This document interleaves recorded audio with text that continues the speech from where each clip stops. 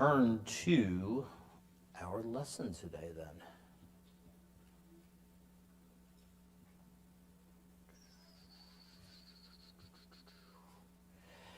In looking at the Bible, there's various ways that we can do this. And I really struggled with how we were going to handle Ezra because, and I want to be careful how I say this, Ezra is a narrative of a historical event, actually going to be a narrative of two historical events. So I'm not trying to suggest that this is anything other than a historical event.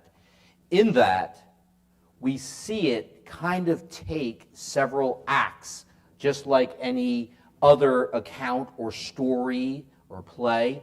And we looked a couple of weeks ago at the first act.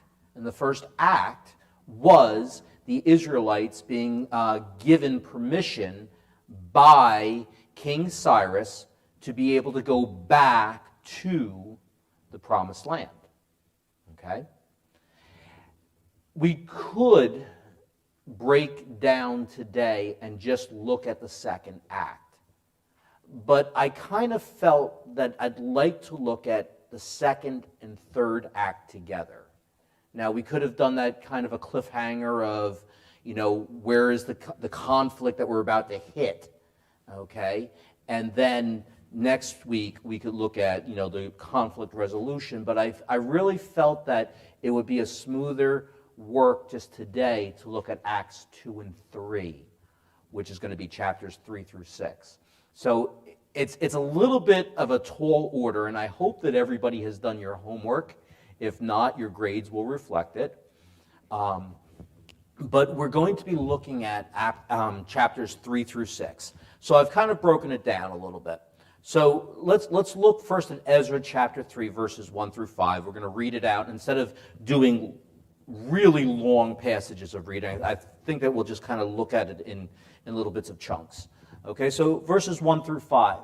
What we have is, it says, when the 7th month came and the children of Israel were in the towns, the people gathered as one man to Jerusalem.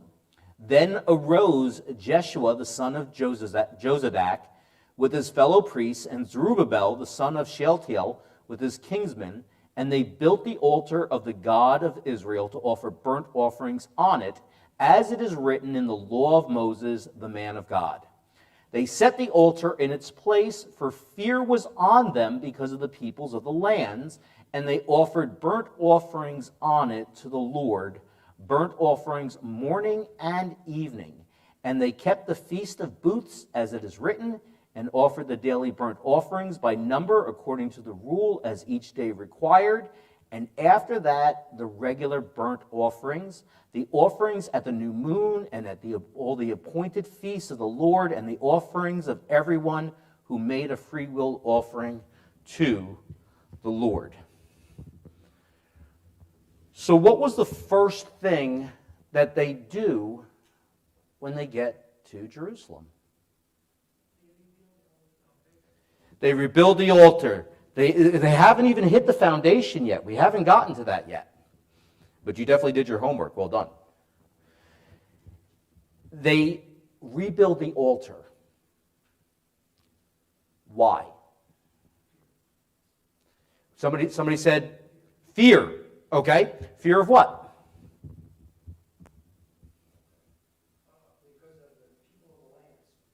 Because of the people of the lands. So the passage itself tells us exactly why they start off. Okay? We have to remember something. The Israelites have learned over, anybody remember how long they were outside of Jerusalem for? It's an important number.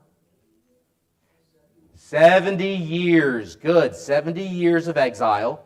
Okay? They learned that because they were relying on themselves and not on God, you can go from the book of Judges all the way through, that every time they do this, things go bad for them, right? Now, they've been out of this land for 70 years. Is it a completely desolate land?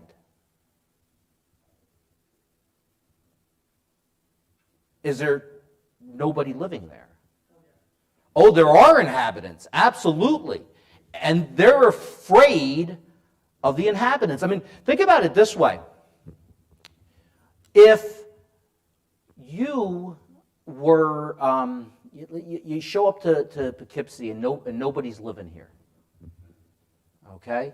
And you kind of settle yourself in, and you've made a life for yourself, and 70 years later, people show up and go, oh yeah, we used to live here.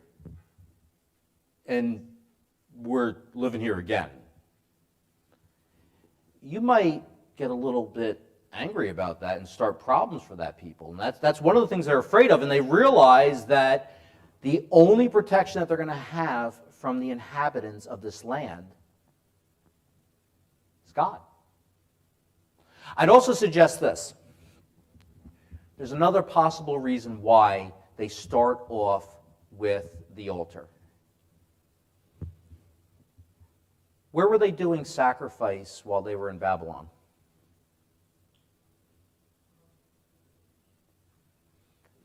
There was no sacrifice. During their exile, those 70 years, this is actually where we start to see the idea of synagogues begin to emerge. This idea of local gatherings of Jews. But a synagogue is not the temple. And they would not do animal sacrifices at the synagogues. There was nowhere that they were given authority to do animal sacrifices. Now, how in Old Testament, Old Covenant times is sin accounted for? The shedding of the blood. Without the shedding of the blood, there is no remission of sin. I want you to think about this. 70 years of the weight of the sin of Israel, of Judah, of all the people, just sitting there, undealt with. What would be the first thing you would do?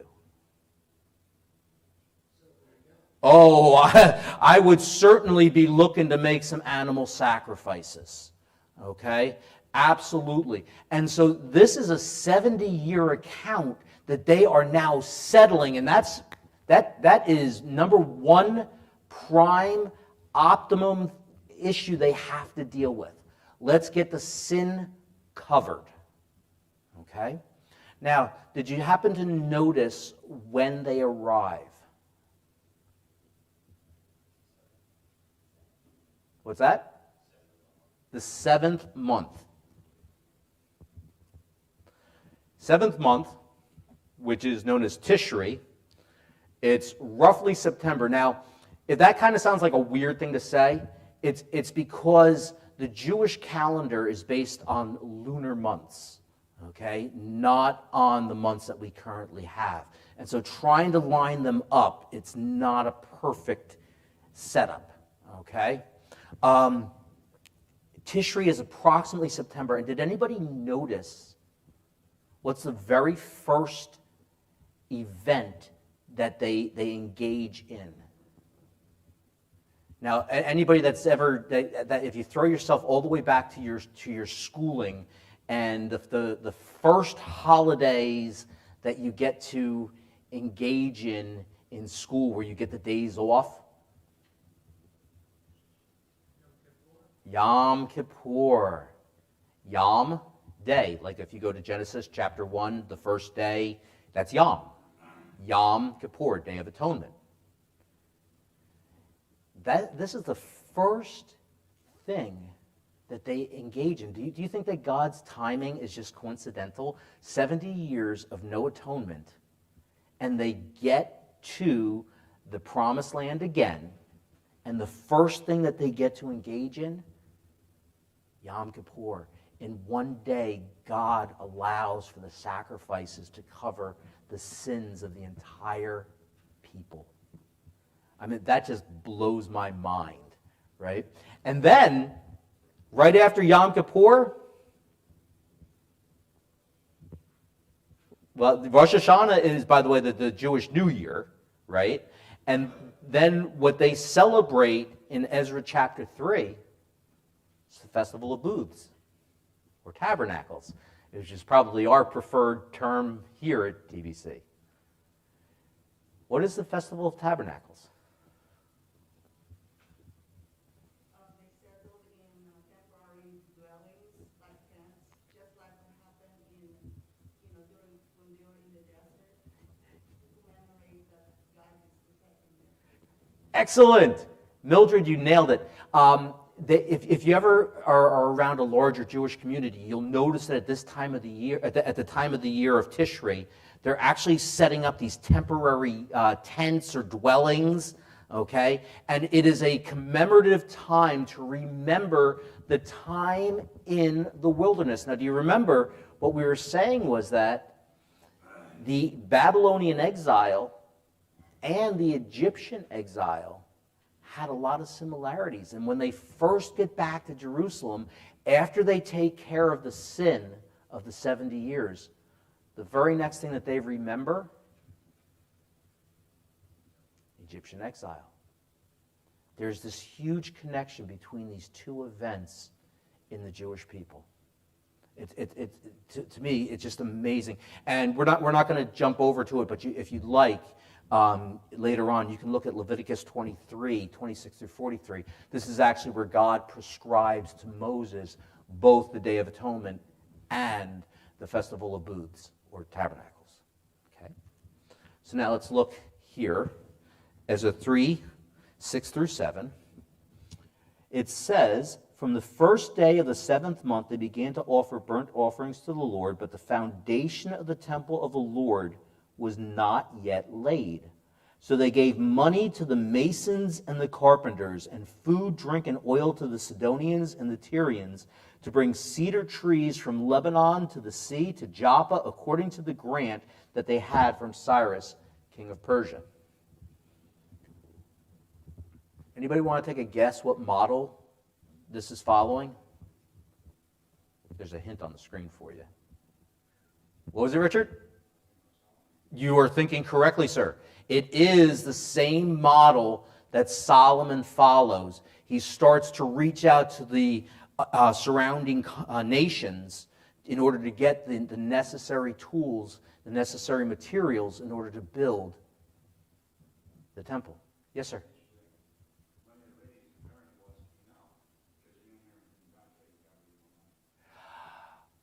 You just hold on to that thought. Yeah, just hold on to that thought, because I think that what we're going to find is that while they are able to do some of the work, they are not necessarily able to achieve everything that they would like to achieve, and for various reasons, including finances. So let's move on then to 8 through 13. It says, now in the second year after their coming to the house of God at Jerusalem. Now here's a quick question for you. How can they call it the house of God? Is it a house? It was a house. Remember, we said that it was destroyed in 586 BC by Nebuchadnezzar. He just called it the house of God. But we already just heard the foundation hasn't even been laid yet. All you have is the altar.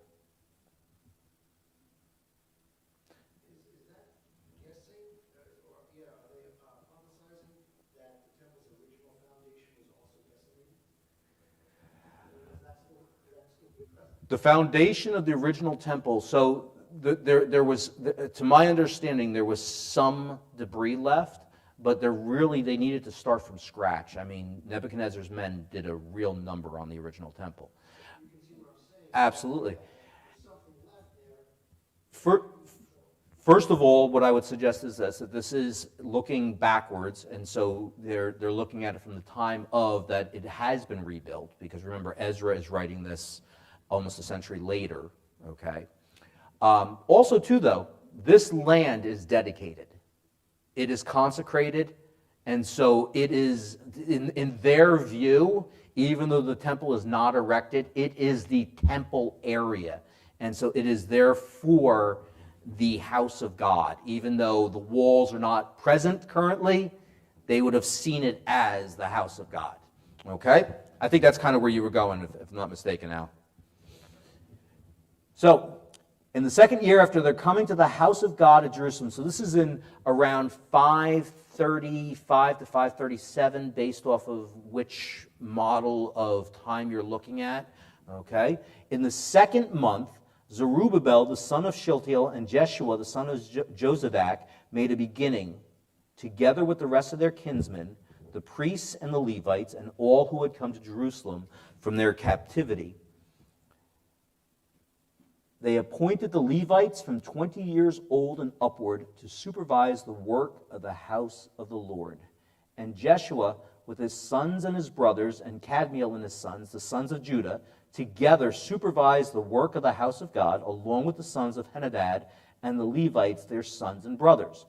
And when the builders laid the foundation of the temple of the Lord, the priests in their vestments came forward with trumpets, and the Levites, the sons of Asaph, with cymbals to praise the Lord according to the directions of David, king of Israel. And they sang responsively, praising and giving thanks to the Lord, for he is good, for his steadfast love endures forever toward Israel. Does that sound familiar? It sure does, right? And we're talking about the Psalms. And all the people shouted with a great shout when they praised the Lord, because the foundation of the house of the Lord was laid. Are they done building it? This is just the foundation. But many of the priests and Levites and heads of fathers' houses, old men who had seen the first house, wept with a loud voice when they saw the foundation of this house being laid, though many shouted aloud for joy, so that the people could not distinguish the sound of the joyful shout from the sound of the people's weeping. For the people shouted with a great shout, and the sound was heard far away. I want you to imagine, my wife, my daughter, and I joined this congregation back in 2015. All right? When we joined this congregation, this whole building was here. I mean, I've seen some improvements to some of the different things that go on within this building, but this whole building was here. Do we have anybody that remembers when this whole building wasn't here?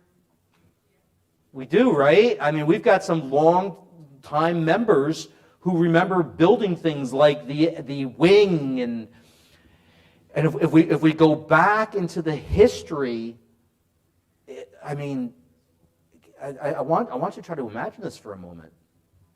This building didn't exist at one point. And then it did, right? And it wasn't just like, okay, so now it exists, right? Whoops. Right? Could you imagine if the congregation came together and when they laid out the foundation, we had the worship team, and back then it probably would have just been an organ, right? No guitars.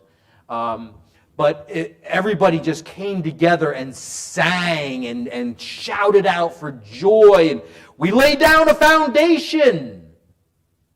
Still don't even have the building yet, but we're just so excited about that, right?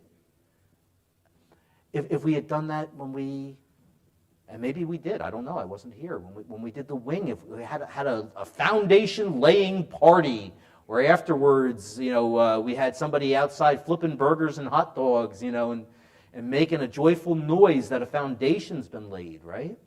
And this is kind of the setting that we see going on here. People are ecstatic, except for the ones who aren't. Right? Did you guys catch that when we read it? Right? So what are the reactions from the people then? So we know that we have some ecstatic people, right? But what about the others? They were weeping. Why? It's because those are the older people who knew the first temple. So they remember that the first temple was like so vast and grandeur. This one is they're just starting again.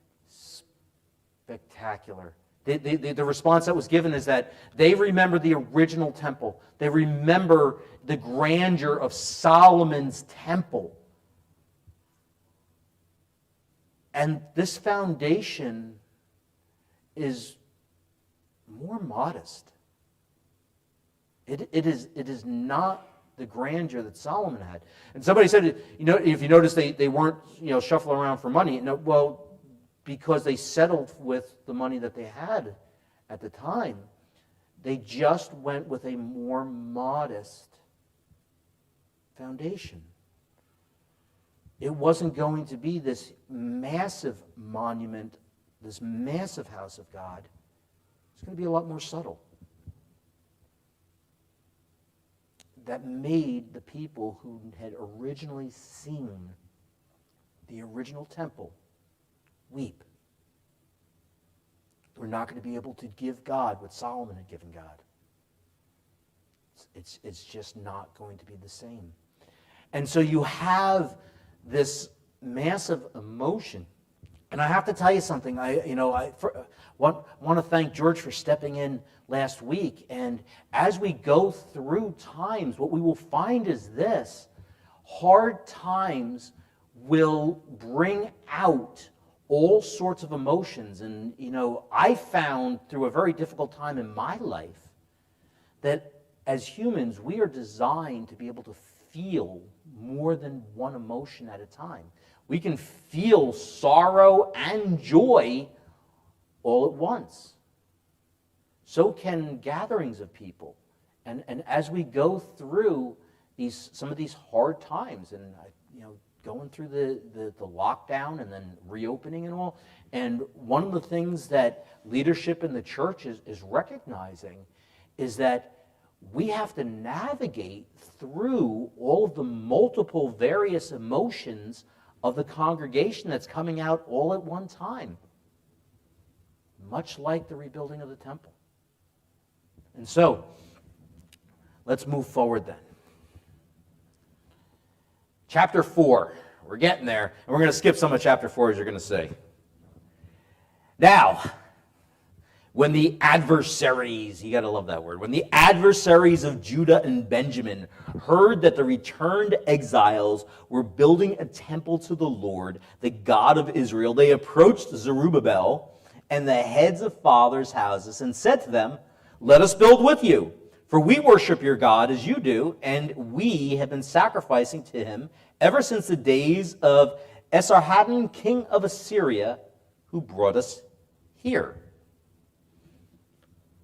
Who are these adversaries?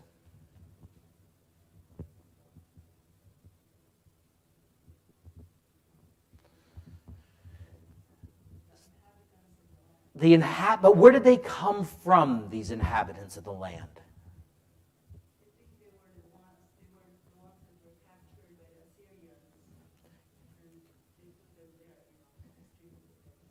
Very good. Yeah, these are people from other lands. When we talk about the Babylonian exile, sometimes we tend to forget that these massive empires who first it was the Assyrians and then it was the Babylonians. The Assyrians went into the northern kingdom, captured it, and took the Israelites out of the northern kingdom. And then the Babylonians did the same with the southern kingdom. But they were doing this with other people too. They'd take them out of their own lands and stick them in other people's lands. That's exactly what we have going on here. And in fact, so this kind of, if you remember, we said that the Assyrians captured the northern kingdom in, does anybody remember the year? I heard it, 722. Excellent. 722 BC. Now remember, the bigger the number, the older it is. Okay? So the smaller the number, the closer it is. So what we have is this king of Assyria. He's here around 681 to 669 BC. And it seems that from historical record, we're able to tell that he had resettled the people in 671 to 670 BC. And so they've been there now. If you do your math, they've been there. This is approximately 535. So that's 65 plus 70, 135 years or so. These people have been living in this land. And they're going, hey, we want to do this too, right? There's a problem.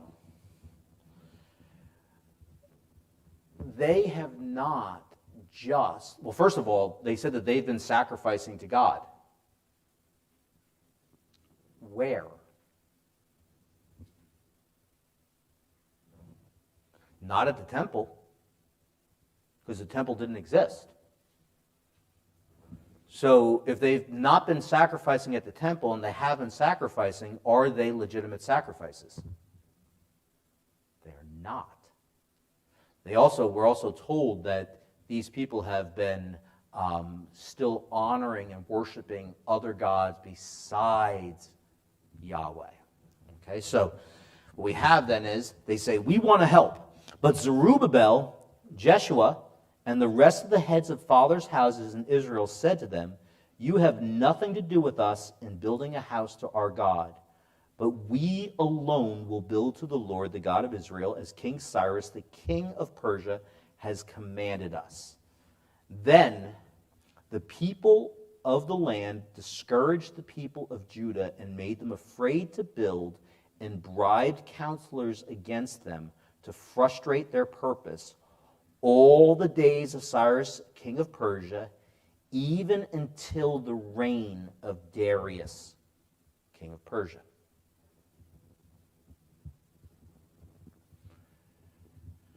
What do these adversaries do? What is their reaction to being told you can't help? We're not going to let you do it either. Perfect. That's exactly their reaction. For how long? Yeah, real long time. Decades. Decades. Now, Ezra, the author of Ezra, wants to really highlight how long suffering all of these difficulties are from the outside forces focused in. And this is why we experience this time jump in the book of Ezra. Okay? And so if you go on, and you'll see that in verse 6, it says, and in the reign of Ahasuerus. Does anybody know when Ahasuerus reigns? Does anybody know which book of the Bible Ahasuerus is also brought up? Book of Esther. Very good. He's also known by his Greek name, Xerxes. You are nailing it today. I love it. Anybody know when Xerxes reigned? So we are in around 535, and this is decades going on till I'm going to say about 520, and this is where we're going to jump back in. Okay, but Ahasuerus begins his reign in 486 BC. Do you see the time jump? And so the author of Ezra is saying not only did they have trouble way back when they were building the temple, but people have been giving them trouble all the way up through Ahasuerus, and later on he's going to mention even Artaxerxes. And Artaxerxes is the king that comes into play when we talk about Ezra and Nehemiah. Okay, the second half of Ezra, which we'll get to after we go all the way through Esther. Okay?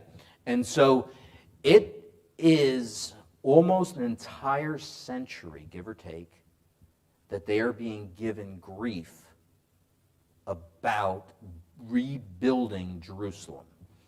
Okay? So we're going to be covering this after Esther. All right? So we're going to jump over that area there. We're going to jump over to then chapter 5. And following along, this is jumping back again into the timeline. So from about 535 to about 520, we're seeing all of these difficulties from all of the outside forces. And so it says then, now the prophets, and we have two that are listed. See if these names are familiar. Haggai and Zechariah. Everybody's familiar with Haggai and Zechariah? Minor prophets. Why are they called minor? Just wrote shorter books. They're just as important as the major prophets. They just were more concise. Zechariah, the son of Iddo, prophesied to the Jews who were in Judah and Jerusalem in the name of the God of Israel who was over them. Then Zerubbabel, the son of Shealtiel, and Jeshua, the son of Jozadak, arose and began to rebuild the house of God that is in Jerusalem, and the prophets of God were with them, supporting them. And at that time, Tatnai, the governor of the province beyond the river, by the way, that term beyond the river, that is a term that was used by the Assyrian Empire to describe where they had dropped off all of those adversaries that we were talking about. Okay? And Shethar-Bozenai and their associates came to them and spoke to them thus: Who gave you a decree to build this house and to finish this structure? They also asked them this: What are the names of the men who are building this building? But the eye of their God was on the elders of the Jews, and they did not stop them until the report should reach Darius, and then an answer be returned by letter concerning it. So, first of all, the prophecies take place around 520 BC. This is about 1.5 decades after the sacrifices resumed and the foundation was laid. Now, if you'll recall, there are two people that are mentioned here. Does anybody remember them? Two Jews who were in charge.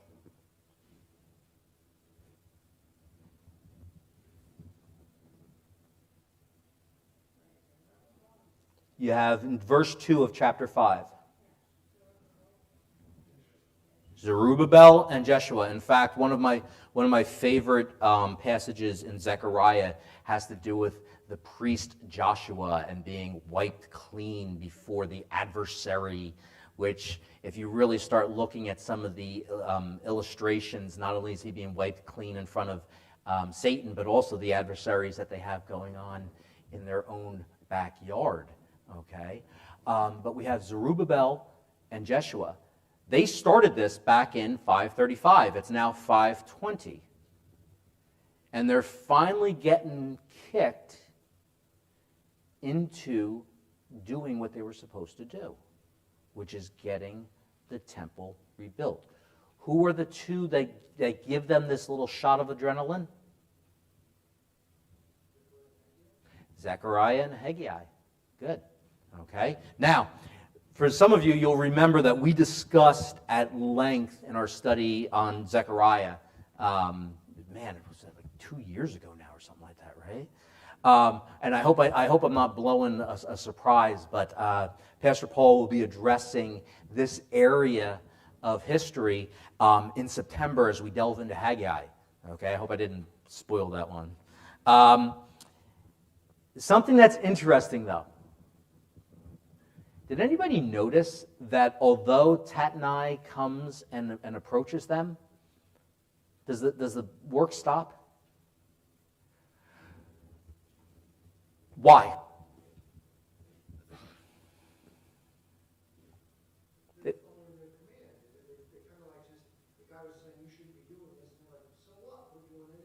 Okay, so good. So that's the temporal explanation. And what's the spiritual explanation? It actually tells us in verse 5.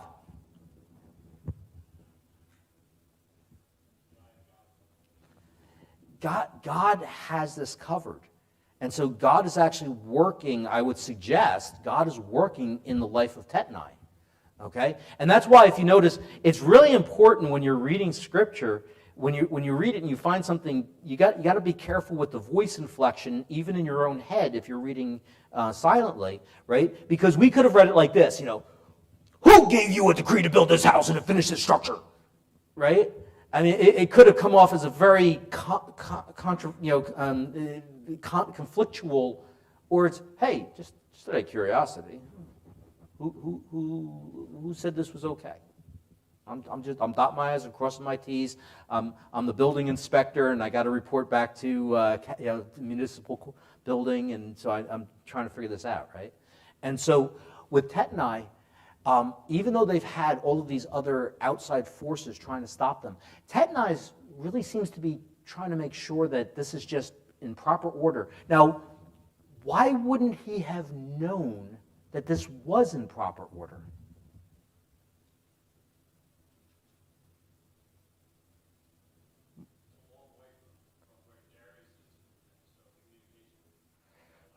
Okay, so one of the answers that's given is the distance factor. Okay, I mean, this is hundreds and hundreds of miles away, and we're not talking about that, Cyrus just, tweeted it out that, hey, I'm letting these guys build, so let it go. Okay, so I would say that distance probably does factor in. How about time? This has been years since Cyrus has given this proclamation. It's very possible that Tetnai just simply was completely unaware of it because, man, they really haven't been doing anything with it because they've had all of these problems going on, and he just didn't know that Cyrus had ever made this announcement because it was never brought to his attention 15 years ago. So, it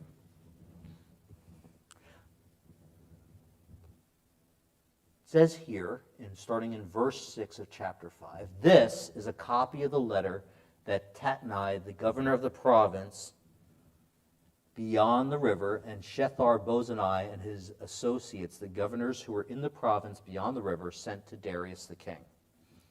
They sent him a report in which was written as follows: To Darius the king, all peace. Wouldn't it be a great way to start a letter to anybody, right? All peace. Be it known to the king, verse 8, be it known to the king that we went to the province of Judah, to the house of the great God. It's being built with huge stones, and timber is laid in the walls. This work goes on diligently and prospers in their hands. Then we asked those elders and spoke to them thus: Who gave you a decree to build this house and to finish the structure? We also asked them their names for your information, that we might write down the names of their leaders. This was their reply to us: We are the servants of the God of heaven and earth. We are rebuilding the house that was built many years ago, which a great king of Israel built and finished, i.e. Solomon. But because our fathers had angered the God of heaven, he gave them into the hand of Nebuchadnezzar, king of Babylon, the Chaldean, who destroyed this house and carried away the people to Babylonia. However, in the first year of Cyrus, king of Babylon, Cyrus the king made a decree that this house of God should be rebuilt. And the gold and silver vessels of the house of God, which Nebuchadnezzar had taken out of the temple that was in Jerusalem and brought into the temple of Babylon, these Cyrus the king took out of the temple of Babylon, and they were delivered to one whose name was Sheshbazzar, whom he had made governor. And he said to him, Take these vessels, go and put them in the temple that is in Jerusalem, and the house of God be rebuilt on its site. Then Sheshbazzar came and laid the foundations of the house of God that is in Jerusalem, and from that time until now it has been in building, and it is not yet finished. Therefore, if it seems good to the king, let search be made in the royal archives there in Babylon to see whether a decree was issued by Cyrus the king for the rebuilding of this house of God in Jerusalem. And let the king send us his pleasure in this matter. What is Tetnai doing? What's that? Undermining the effort? Perhaps, right? I mean, if he gets we don't know nothing about it, definitely it's going to end the effort of the rebuild, right? Looking for verification, right? Hey, king, you got to remember something. Things aren't always so different back then and today. And there's a lot of differences, of course, but there's also some things that are the same, right? And you got this massive building project going on, and Tetnai might be thinking something along the lines of, hey, were the proper taxes paid in order to make this building occur? And did they go through the proper paperwork? And did they get the right signatures? And so where does Tetnai ask King Darius to look for record of this decree?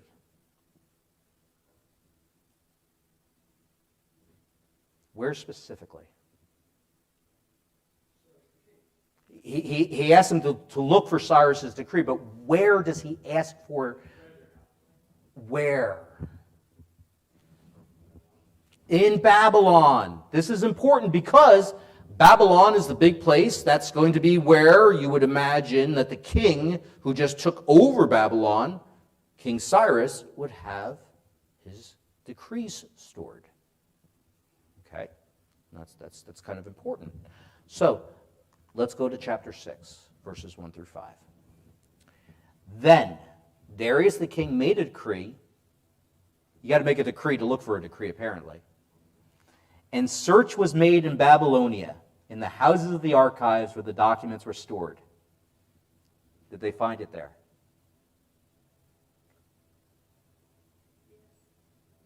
No.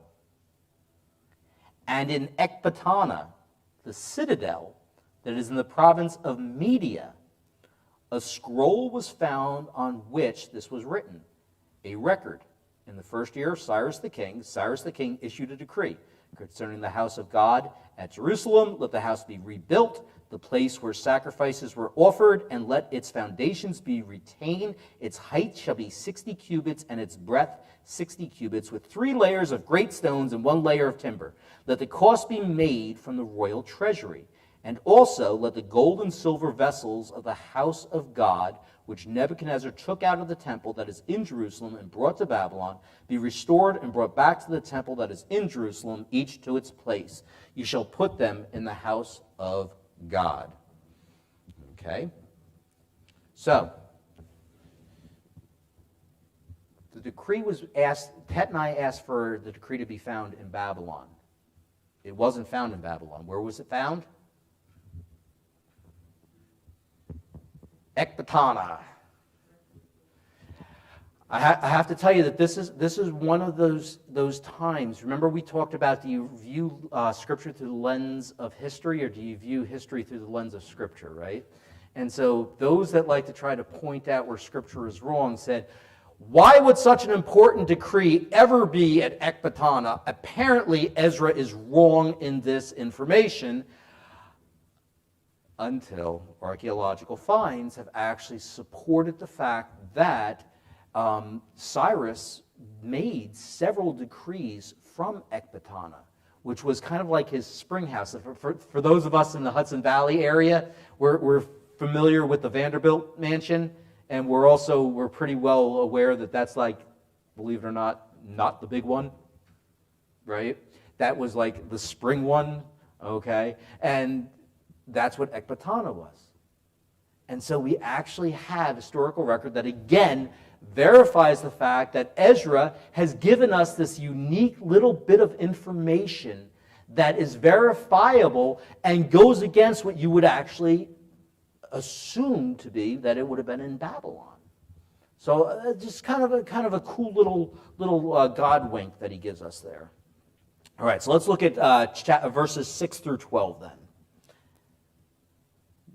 So we heard what the decree that was found in Ecbatana said by King Cyrus. And now we're going to hear Darius's determination starting in verse 6. Now, therefore, Tatnai, governor of the province beyond the river, Shethar-Bozenai, and your associates, the governors who are in the province beyond the river, keep away. Let the work on this house of God alone. Let the governor of the Jews and the elders of the Jews rebuild this house of God on its site. Moreover, I make a decree regarding what you shall do for these elders of the Jews for the rebuilding of this house of God.